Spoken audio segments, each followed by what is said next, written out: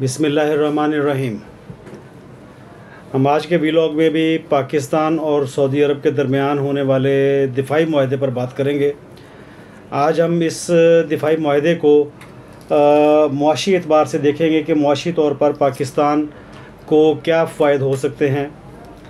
ये बात दुरुस्त है कि सऊदी अरब एक मज़बूत मईशत का हामिल मुल्क है और पाकिस्तान की मुआशी जो सूरत हाल है वो बहुत कमज़ोर है। और ये भी दुरुस्त है कि पाकिस्तान दिफाई लिहाज से एक मज़बूत मुल्क है और सऊदी अरब दिफाई लिहाज से एक कमज़ोर मुल्क है। बुनियादी तौर पर दोनों मुल्कों ने दिफा के मामले पर मुआहदा किया है, लेकिन क्या इस मुआहदे के कुछ या कोई मुआशी असरात भी होंगे, ये चीज़ हम देखने की कोशिश करेंगे। बज़ाहिर तो हमें चले हम बात करते हैं। बज़ाहिर तो हमें इसमें पाकिस्तान के लिए मुआशी फ़वाइद नज़र नहीं आते। मुआशी फ़वाइद में सबसे पहली बात हम करेंगे पेट्रोल डीज़ल तेल के मामलात, उसके बारे में बात करते हैं। देखिए, अगर सऊदी अरब पाकिस्तान को सस्ता तेल फ़राहम कर दे, कंडीशनल, ये हम बात कर रहे हैं, कंडीशनल बात है कि अगर सऊदी अरब पाकिस्तान को सस्ता तेल बरामद कर दे तो उसके बावजूद भी हमें उम्मीद नहीं है कि पाकिस्तान के अवाम को सस्ता डीज़ल या पेट्रोल मिल सकेगा। उसकी वजूहात हैं। उसकी वजह यह है कि हुकूमत पाकिस्तान के अवाम से पेट्रोल और डीज़ल पर तकरीबन 100 रुपये के करीब इस वक्त टैक्स वसूल कर रही है, फ़ी लीटर टैक्स। अब ये वाला जो फ़ी लीटर टैक्स है, इसमें कमी करने की पोजीशन में हमारी रियासत नहीं है और ना ही उनका कोई मूड नज़र आता है। हमें अपनी रियासत से, हमें अपनी हुकूमत से, हमें अपनी सियासी जमातों से ये पूछना चाहिए कि इस दिफाई मुआहदे का पाकिस्तान को क्या फ़ायदा होगा। हाँ, जो पाकिस्तान को फ़ायदा होगा वो ये है कि फ़ौज के महकमे में अगर ज़्यादा नहीं तो तकरीबन 1 लाख के करीब मज़ीद भर्तियां हो जाएंगी, रिक्रूटमेंट हो जाएगी और ये पाकिस्तानियों को फ़ौज में मुलाजमतें मिल जाएंगी। और यही जिनको मुलाजमतें मिलेंगी, ये जो पहले से पाकिस्तान में काम इन सर्विस लोग हैं फ़ौज में, वो लोग सऊदी अरब में जाकर उनकी अपॉइंटमेंट हो जाएगी, उनको वहाँ पर डिप्लॉय किया जाएगा। इस डिप्लॉयमेंट के अलावा या इस रिक्रूटमेंट के अलावा हमें इसमें कोई फ़ायदा नज़र नहीं आता। अगर हम बात करें कि जो 1 लाख के करीब हम कह रहे हैं कि पाकिस्तानियों को मुलाजमतें मिलेंगी इस मुआहदे के बाद, क्योंकि ज़ाहिर सी बात है फ़ौज पाकिस्तान के अंदर भी हमें ज़रूरत है और दिफाई मुआहदे के बाद पाकिस्तान ने अपनी फ़ौज को सऊदी अरब में भी उसकी डिप्लॉयमेंट करनी है।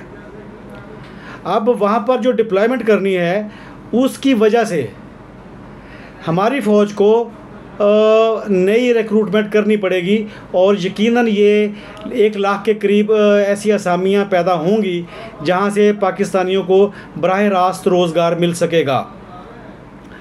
अगली बात हम करते हैं कि इस मुलाजमतों के बाद पाकिस्तान की जो मुआशी हालत है उसमें कितना फ़र्क आएगा। अब आप ख़ुद अंदाज़ा कर सकते हैं कि इस वक्त अगर पाकिस्तान के कोई 25 लाख के करीब पाकिस्तानी शहरी सऊदी अरब में काम कर रहे हैं और वो पाकिस्तान को तकरीबन 7 या 8 अरब डॉलर के करीब ज़र मुबादला भेज रहे हैं, जिससे पाकिस्तानी मईशत को कुछ ना कुछ ताकत मिल रही है, स्ट्रेंथ मिल रही है या फेवर मिल रही है, इसमें थोड़ा सा इजाफ़ा हो जाएगा।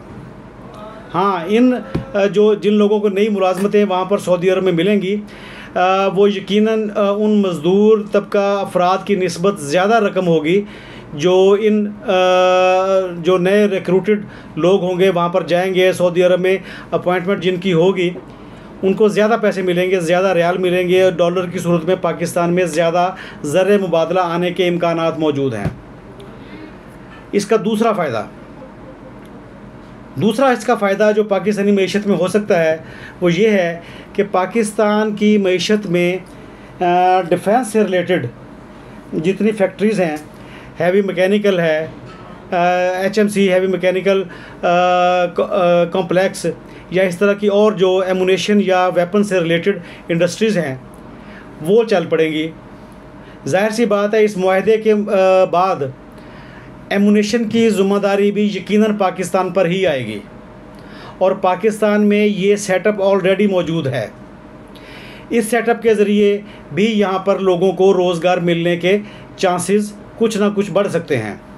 लेकिन बुनियादी तौर पर क्योंकि ये दिफाई मुआहदा है, इसका आम आदमी को या आम शहरी की ज़िंदगी पर क्या असर पड़ेगा ये आइंदा आने वाला वक्त हमें बताएगा। जब इस मुआहदे को शुरू हुए 1-2 साल गुजर जाएंगे, उसके बाद इसके असरात जो हैं पाकिस्तान की मईशत पर वो नज़र आएंगे। हमने 2 बातें आपके साथ शेयर की हैं।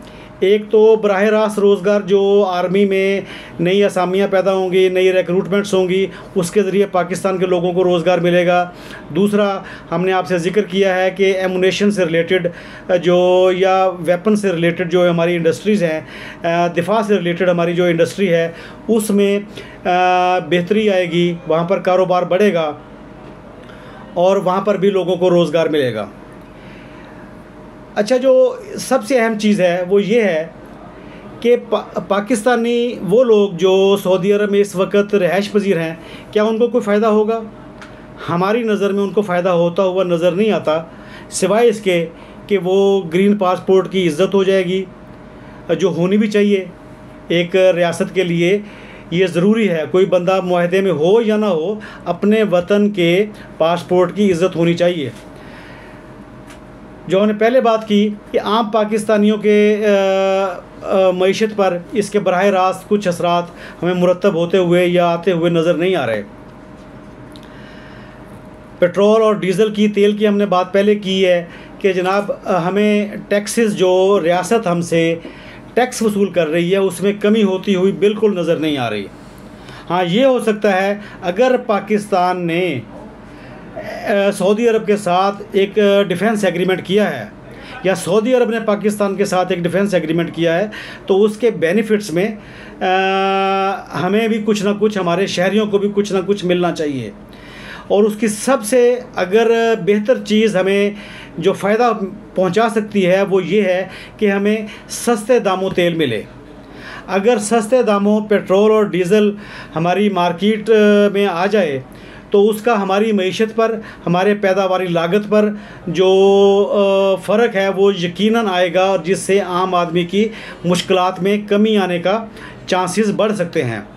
जैसे हमारी जो बिजली है, हमारी थर्मल पावर है, वो तमाम की तमाम उसी फर्नेस ऑयल या पेट्रोल या डीज़ल जो भी मामलात हैं इससे अपना थर्मल पावर से रिलेटेड, उनका हमें फ़ायदा कुछ ना कुछ पहुंच सकता है। उसकी वजह से हमारी जो पैदावारी लागत है उसमें कुछ ना कुछ फ़र्क आएगा। अगर ये फ़र्क यहाँ तक आवाम तक हमने पहुँचाना है तो उसके लिए हमारी ज़रूरी होगी हमारे लिए कि हम अपनी रियासत के साथ नेगोशिएट करें। रियासत के साथ नेगोशिएशन इंडिविजुअल बंदे का काम नहीं है। रियासत के साथ नेगोशिएशन हमारी पॉलिटिकल पार्टीज़ ने, जिनको हम वोट देते हैं, उन्होंने जाकर करनी है। क्या हमारी पॉलिटिकल पार्टीज़ में इतनी हिम्मत है कि वो हमारे बिहाफ पर, पीपल ऑफ पाकिस्तान के बिहाफ पर, स्टेट से, पार्लियामेंट से ये कहें कि जनाब ठीक है, आप एक डिफेंस एग्रीमेंट में एंटर हुए हैं, उस डिफेंस एग्रीमेंट के बाद हमारी जो मईशत है उसमें क्या बेहतरी आएगी या किस तरीके से आप हमें रिलीफ दे सकते हैं। अच्छा, एक बात जो यहाँ पर हम इसी एग्रीमेंट से मुतल्लिक करना चाह रहे हैं वो ये है कि कल आपने देखा ईरान के सदर ने अक़वाम मुत्तहिदा की जनरल असम्बली में पाकिस्तान और सऊदी अरब के दरमियान होने वाले इस मुआहदे को एक अच्छा मस्बत साइन के तौर पर डिस्कस किया है और उन्होंने इस दिफाई मुआहदे की तारीफ़ की है।